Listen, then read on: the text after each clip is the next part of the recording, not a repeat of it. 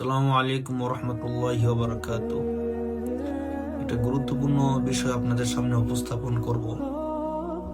আশা করি শেষ পর্যন্ত আমাদের কথাগুলো শুনবেন।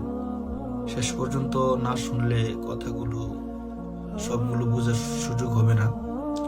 তো আমরা বর্তমান যে সময়ে আছি, অবশ্যই অনেক বড় চ্যালেঞ্জিং একটা সময়, অনেকটা শেষ সময় বলা যেতে পারে, যে সময় সম্পর্কে রাসূলুল্লাহ সাল্লাল্লাহু আলাইহি সাল্লাম বলছেন যে তখনকার সময় ইমান রাখাটা এমন হবে যে হাতের মধ্যে জ্বলন্ত আংরা রাখার মতো। তো এখনকার সময় বিষয়টা এমন হয়ে গেছে, ইমান রাখাটা আমাদের জন্য অনেক বেশি কষ্টকর হয়ে দাঁড়িয়েছে। মেশকাত শরীফে আরেকটা হাদিস আছে, যে হাদিসের মধ্যে রাসূল সাল্লাল্লাহু আলাইহি ওয়াসাল্লাম বলছেন যে একটা সময় এমন আসবে যখন মানুষ সকালবেলা মুমিন অবস্থায় ঘর থেকে বের হবে, বিকালবেলা কাফের হয়ে ঘরে ফিরবে। তো ঠিক এখনকার পরিস্থিতি অনেকটা এমনই দাঁড়িয়েছে। মানুষের ইমান রাখাটা অনেক বেশি কষ্টকর হয়ে গেছে। সত্যিকার অর্থে আমরা অনেক সময় অনুধাবন করি না, মনে করি যে আমি তো নামাজ পড়তেছি, রোজা রাখতেছি, হজ করতেছি, সব তো করতেছি, তো আমার ইমানটা থাকবে না কেন? অনেক কারণে ইমান নষ্ট হয়ে যায়, ইমান থাকে না, কিন্তু আমরা অনুধাবন করি না। তো বিষয়গুলো অনেক বেশি ব্যাখ্যা সাপেক্ষ। প্রত্যেকটা বিষয় নিয়ে বলতে গেলে অনেক সময়ের দরকার। যেমন এখনকার সময়ে পর্দা করা ফরজ, আমরা কতজন আছি এই ফরজ বিধানটা মানি, অনেকেই ফরজ বিধানটা মানতে পারতেছি না বা মানি না। তো একটা ফরজ আমার দ্বারা লঙ্ঘন হইতেছে। সুদি কারবার থেকে বেঁচে থাকা ফরজ, সুদি কারবার করা হারাম। তো প্রতিনিয়ত এমন অনেক হারামের সাথে আমরা লিপ্ত হয়ে যাই, অথচ আমাদের কাছে তেমন কোনো বিষয়ই মনে হয় না। পর্দার বিষয়টা ধরেন, স্বাভাবিকভাবে আমরা সবাই ফরজ পর্দাকে ব্যাপকভাবে মানে না মেনে চলতেছি।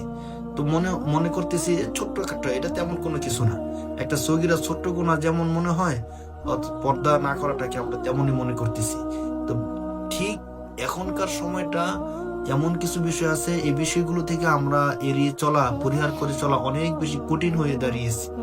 বিশেষ করে অর্থনৈতিক যে বিষয়টা আছে, একদম হাতে গোনা কিছু লোক ছাড়া অধিকাংশ মানুষ আমরা এমন আছি যে অর্থনৈতিক ভাবে কোনো না কোনো দৃষ্টিকোণ থেকে আমরা হারামের মধ্যে যুক্ত আছি। হয়তো আমার ঘরে কিস্তি আছে, অথবা আমি কোনো ব্যাংক লোনের সাথে যুক্ত আছি, অথবা কোনো না কোনো ভাবে আমি সুদের সাথে জড়িয়ে যাচ্ছি। অথচ হাদিসের মধ্যে আসছে, রাসূল সাল্লাল্লাহু আলাইহি সাল্লাম বলছেন যে 1 টাকা সুদের 1 টাকা বক্ষণ করা মায়ের সাথে জিনা করার সমপরিমাণ, নাউজুবিল্লাহ। আর হারাম এবং হালালের যে বিষয়টা, তো সেটা তো আরো বেশি। রাসূল সাল্লাল্লাহু আলাইহি সাল্লামের একটা প্রসিদ্ধ হাদিস আছে, রাসূল সাল্লাল্লাহু আলাইহি সাল্লাম বলছেন, ওই দেহ জান্নাতে প্রবেশ করবে না যে দেহ লালিত পালিত হয়েছে হারাম এর মাধ্যমে। তো সুদ যেহেতু হারাম, হারামের মাধ্যমে লালিত পালিত দেহ কখনোই জান্নাতে প্রবেশ করবে না। তো জান্নাতে যদি প্রবেশ না করে তাহলে জাহান্নামে যেতে হবে। তো জাহান্নামে যদি হইলাম, তো আমার দিন শেষে কি ফায়দাটা থাকলো? তো একে তো হলো ব্যক্তিগতভাবে, পারিবারিকভাবে, সামাজিকভাবে, রাষ্ট্রীয়ভাবে আমরা যারা আছি কোনো না কোনো ভাবে সুদের সাথে যুক্ত আছি। এই দৃষ্টিকোণ ছাড়াও একদম ছোট্ট পরিসরে আমরা যারা আছি, ব্যক্তিগত পার্সোনালি আমরা অনেক সময় সুদের মধ্যে যুক্ত হয়ে যেতে হয় বাধ্যতামূলক ভাবে বা প্রয়োজনের কারণে। ধরেন ঠিক এই মুহূর্তে আমার 5,000 টাকা দরকার, আমি আমার বন্ধু বান্ধব যারা আছে অনেকের কাছে বললাম, কিন্তু কেউ আমাকে 5,000 টাকা দিল না। তো তখন হয়তো তাদের ব্যাপারে একটু খারাপ ধারণা হয় যে আমাকে 5,000 টাকা দিল না। কিন্তু এমন মানুষ আছে যার কাছে টাকা আছে, সে বলবে যে আমাকে 5,000 টাকার সাথে 500 টাকা যদি বাড়ায় দাও, তাহলে আমি তোমাকে 5,000 টাকা দিতে পারি। অথচ এই লেনদেনটা সম্পূর্ণ হারাম, সুদি কারবার হয়ে যাচ্ছে। আপনি বললেন যে আমাকে 1 মাসের জন্য 5,000 টাকা ঋণ দেন, তখন সে বলবে যে আমি ঋণ দিব না, আমাকে 1 মাস পরে 5,000 টাকা দিবা, সাথে 500 টাকা বৃদ্ধি করে দিবা। আমি একটা এক্সাম্পল স্বরূপ বললাম। আমি আঞ্চলিক এলাকায় এমনও শুনছি যে 1,000 টাকা ধার চাইলেও নাকি তাকে সুদ দিতে হয় 100 টাকা, 200 টাকা, 300 টাকা এমন। তো বিষয়টি এমন দাঁড়িয়েছে যে একজনের কাছে আপনি 500 টাকা ঋণ চাইছেন, সে দিতে রাজি না, কিন্তু আবার সুদে তার কাছে 5,000 টাকা চাইতেছেন, সাথে সাথে সে দিয়ে দিতে রাজি।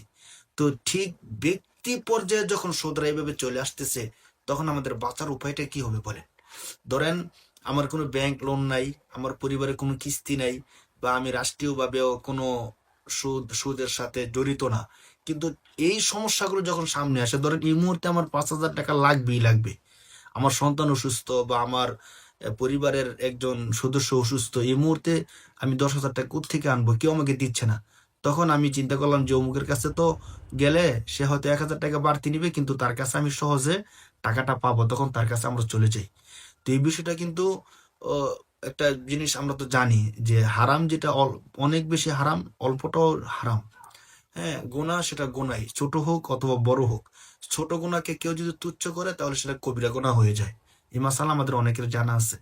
তো এই বিষয়গুলো থেকে আমাদেরকে বেঁচে থাকা দরকার। আমরা যারা মনে করি যে আল্লাহ তাআলার সামনে দাঁড়াতে হবে, দিন শেষে আমাদেরকে জান্নাতে যেতে হবে, আমাদেরকে একটু সতর্ক হয়েই চলতে হবে। কারণ আল্লাহ তাআলা তো স্পষ্ট করে বলছেন, ইয়া আইয়ুহাল্লাযীনা আমানু কু আনফুসাকুম ওয়া আহলিকুম নার, হে মুমিনগণ, তোমরা নিজেদেরকে এবং নিজেদের পরিবারকে জাহান্নামের আগুন থেকে বাঁচাও। তো আমরা যদি চেষ্টা করি বাঁচতে পারি, চেষ্টা তো আমাদেরকে করে যেতেই হবে। ও আবুদ রব্বাকা হাত্তা ইয়াতিয়াকাল ইয়াকিন, মৃত্যু আসার আগ পর্যন্ত তোমরা তোমাদের রবের আবাদত করতেই থাকো। তো হারাম থেকে বেঁচে থাকার চেষ্টা করি, এটা একটা আবাদত। হালাল পথে চলা, এটা একটা আবাদত। তো এই বিষয়টা আমরা অবশ্যই চেষ্টা করব। ধরেন অনেকে আমরা গর্ব করি যে আমার কোনো ব্যাংক লোন নাই, আমার কোনো কিস্তি নাই, কোনো সুদের সাথে জড়িত নাই, কিন্তু ছোট্টখাটো টাকার যখন দরকার হয় তখন 500 টাকা 1,000 টাকা সুদ দিয়ে টাকা নিয়ে আসি, টাকা দেই। এই বিষয়টা আমরা আবার খবর রাখি না, খেয়াল করি না। আঞ্চলিক এলাকায় এবং অনেক ব্যক্তিগতভাবে এই বিষয়টা অনেক প্রচার প্রসার হচ্ছে, আমরা এগুলোর থেকে সতর্ক থাকি। এক্ষেত্রে একটা চমৎকার একটা সমাধান আমরা এইভাবে করতে পারি। আমরা যারা এমন আছি, যাদের কোনো কিস্তি নেই, ব্যাংক লোন নেই, আমরা কয়েকজন মিলে একটা প্রচেষ্টা, সমিতি আকারের একটা প্রচেষ্টা দাঁড় করাতে পারি। যেমন ধরেন 10 জন বা 15 জন মিলে আমরা ক্ষুদ্র আকারে একটা সমিতি করলাম। সমিতির মধ্যে প্রতি মাসে 1,000 টাকা করে জমা রাখলাম, আমাদের মূলধনটা এখানে জমা থাকলো।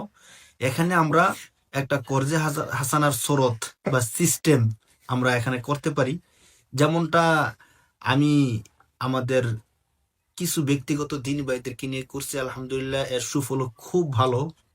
তো বিষয়টি এমন হতে পারে যে আমরা 10 জন 15 জন অথবা 20 জন আমরা যারা দিনী ভাই আছে তাদেরকে নিয়ে এমন একটা করতে পারি সমিতি আকারে। 1,000 টাকা করে জমা দিল, তাহলে প্রতি মাসে 10 জন হলে 10,000 টাকা হয়ে গেল। এই টাকাটা জমা থাকলো, প্রতি মাসে মাসে জমা হতে থাকলো বিশ্বস্ত কোনো একজন ভাইয়ের কাছে। তো আমাদের এই কমিউনিটির মধ্যে যারা থাকবে তাদের মধ্যে তাদের যখন কারো টাকা প্রয়োজন হবে, তখন সে এখান থেকে ইমার্জেন্সি টাকা নিতে পারবে। যখন ইচ্ছা তখন নিতে পারবে, যত ইচ্ছা তত নিতে পারবে। শুধু এখানে ছোট্ট কিছু নিয়ম নীতি ঠিক করে দিলে হবে। কেমন হতে পারে নিয়ম নীতি? যেমন এখানে একটা নিয়ম নাম থাকতে পারে যে আমাদের এখানে টাকা জমা থাকবে, আমরা বিশেষ একটা উদ্দেশ্যে টাকা জমা করব, বাকি কারো যদি বিশেষ প্রয়োজন হয় কর্জে হাসানা নিতে পারবে। কর্জে হাসানাটা নেওয়ার স্রোতটা কি হতে পারে? যেমন আমরা যেভাবে করছি, এর মধ্যে আমরা কয়েকটা শর্ত আরোপ করছি। 1 নম্বর শর্ত হলো যে কেউ যদি কর্জে হাসানা নিতে চায় তাহলে সর্বোচ্চ 3 মাসের মেয়াদে নিতে পারবে, অর্থাৎ 3 মাসের মধ্যেই যত টাকা নিব ওই টাকাটা পরিশোধ করে দিতে হবে। এতদিন দরকার পড়ে না। অনেক সময় আমাদের দরকার পড়ে 1 মাসের জন্য, 1 সপ্তাহের জন্য জরুরি টাকা দরকার হয়, তখন কারো কাছে আমরা টাকা পাই না। যদি বন্ধুর কাছে টাকা চাই, তার কাছে তো না থাকতে পারে, কিন্তু সে যখন না করে দেয় তখন তার ব্যাপারে আমরা অনেক নেগেটিভ ধারণা করি যে তাকে আমরা কত উপকার করলাম, এখন সে আমার বিপদের সময় আমার পাশে থাকলো না। কিন্তু এইভাবে যদি আমরা সমিতিটা করি তাহলে কিন্তু আমাদের এই সমস্যাটা সামনে আসে না, বা ওইভাবে এই সমস্যাটা আমাদেরকে ফেস করতে হয় না। শর্তগুলি এমন থাকতে পারে যে 3 মাস মেয়াদে নিবে, 3 মাসের মধ্যে টাকাটা পে করে দিবে, এবং দ্বিতীয়বার যদি আবার কর্জে হাসানা নেওয়ার দরকার পড়ে, প্রথমবার যে টাকা নিছে ওই টাকাটা শোধ করে দ্বিতীয়বার নিতে পারবে। অর্থাৎ প্রথম টাকাটা শোধ না করে দ্বিতীয়বার ঋণ নেওয়ার সুযোগ থাকবে না। আর যখনই টাকা নেই 3 মাসের মধ্যে অবশ্যই দিয়ে দিতে হবে। আর প্রত্যেক সদস্য যারা এখানে টাকা জমা দিছে তারা কত টাকা ঋণ নিতে পারবে? যত টাকা এখানে জমা আছে এর অর্ধেক ঋণ নিতে পারবে, অথবা 3 ভাগের 1 ভাগ ঋণ নিতে পারবে। তখন সমস্যা নেই, এখানে টাকা জমা করা আছে, পুরো টাকাটা আর নেওয়া হলো না। এভাবে যদি আমরা কিছু শর্ত দিয়ে দিই তাহলে কিন্তু আমাদের মধ্যে সুন্দর একটা পরিস্থিতির সৃষ্টি হয়। আমরা জানি দান করার থেকে কর্জে হাসানা দেওয়া বা কর্জে হাসানা কাউকে দিতে পারা অনেক বেশি সওয়াব, দানের থেকেও বেশি সওয়াব কর্জে হাসানা দেওয়া। কিন্তু এখনকার সময়ে কর্জে হাসানা বিষয়টা একদমই সমাজ থেকে উঠে যাচ্ছে। আমাদের কেউ কর্জে হাসানা দিতে চাচ্ছে না। কর্জে হাসানা না দেওয়ার অনেকগুলো কারণ আছে। যদি কেউ কর্জে হাসানা দেয়, তখন টাকাটা আবার ফেরত পাওয়াটা অনেক কষ্টের হয়ে যায়। আমরা একটা প্রবাদ পড়ছিলাম আরবিতে যে আল কর্জু মিকরাজুল মুহাব্বা, করজ দেওয়া, ঋণ দেওয়া মোহাব্বতকে ভেঙ্গি ফেলা হয়। তো এই দৃষ্টিকোণ থেকে দেখা যায় যার সাথে বন্ধুত্ব ছিল, কর্জ দেওয়ার পরে তার সাথে শত্রুতা হয়ে যায়। এই জন্য অনেকে কর্জ দিতে চায় না। তো যদি আমরা এই সিস্টেমে করে নিই, তাহলে বিষয়টা খুবই চমৎকার হয়। আমরা যারা এইভাবে করতে চাই, পরামর্শ আকারে করতে পারি। পরামর্শ করে যদি করি, তো কিছু টাকা আমাদের একসাথে হলো, যদি একসাথে এই টাকাটা যদি কখনো ভালো মনে হয়, সম্ভাবনাময় যদি লাভের খাত পাওয়া যায়, সেখানে বিনিয়োগ করা যাবে। বাকি বিনিয়োগ করার ক্ষেত্রে এটুকু খেয়াল রাখতে হবে যে আমরা আমাদের জমাকৃত টাকার 50% বিনিয়োগ করব, আর 50% আমরা এখানে মূলধন রেখে দিব। তাহলে হবে কি যে আমরা যতই বিনিয়োগ করি না কেন, আমাদের কর্জে আসানোর দরকার পড়লে আমরা এখান থেকে নিতে পারবো, যেহেতু আমাদের জমাকৃত টাকার 50% এখানে থেকে যায়। তো এটা মূলত উদ্দেশ্য না যে যেভাবে পারি সুদ থেকে বেঁচে থাকি, এটা একটা প্রসেস হতে পারে। আমি এই সিস্টেমটা, এই রোলটা প্লে করতেছি, আমরা চেষ্টা করতেছি এইভাবে আমরা একটা সংঘ গড়ে তোলার জন্য, যারা সম্পূর্ণ হালাল পন্থায়, হালাল পদ্ধতিতে জীবনযাপন করতে পারি। 100% করা তো সম্ভব না, মানুষ হিসাবে অনেক ভুল ত্রুটি হয়ে যায়। এরপরও আমাদের যাদের ব্যাংক লোন নাই, কিস্তি নাই, বা কোনোভাবেই আমরা সুদের সাথে জড়িত না, আমরা যেন বিপদের মধ্যে পড়লে বা হঠাৎ ইমার্জেন্সি কোনো দরকার পড়লে যেন আমরা সহজে টাকাটা এখান থেকে নিয়ে নিতে পারি, এই জন্য আমরা এমন একটা কাজ চালু করছি। আপনারা যারা চান এভাবে ইচ্ছা করলে করতে পারেন। প্রত্যেকেরই একটা কমিউনিটি আছে, বন্ধু বান্ধব, তারা মিলে এভাবে করতে পারেন। তাহলে এখনকার যে ভয়ঙ্কর সময় আসছে, চ্যালেঞ্জের সময় আসছে, এই সময়ে এসেও আল্লাহর দিনকে জিন্দা রাখা, শরিয়ার উপর চলা অনেকটা সহজ হয়ে যাবে। হাদিসের মধ্যে আসছে যে একটা সময় আসবে যে প্রতিটা মানুষ সুদের সাথে জড়িত হয়ে যাবে। কেউ যদি সুদ গ্রহণ নাও করে, সুদের ধোঁয়া হলো তার নাকের মধ্যে লাগবে। তো দেখেন, এখন আমরা যদিও ব্যক্তিগতভাবে সুদ থেকে মুক্ত হলেও ব্যাংকিং শুরুতে কিন্তু সুদ থেকে আমরা মুক্ত হতে পারতেছি না। যারা এলসি করেন, এক্সপোর্ট ইম্পোর্ট করেন, তারা তো নিজে না চাইলেও সুদের মধ্যে যুক্ত হতে হচ্ছে। আন্তর্দেশীয় সুদের মধ্যে যুক্ত হয়ে যেতে হয় ব্যাংকগুলো, কোনো না কোনো ভাবে সুদের মধ্যে যুক্ত হতে হয়। তো এই দৃষ্টিকোণ থেকে আমরা চেষ্টা করি, আসেন ভাই, আমাদের মূল হলো চেষ্টা করা।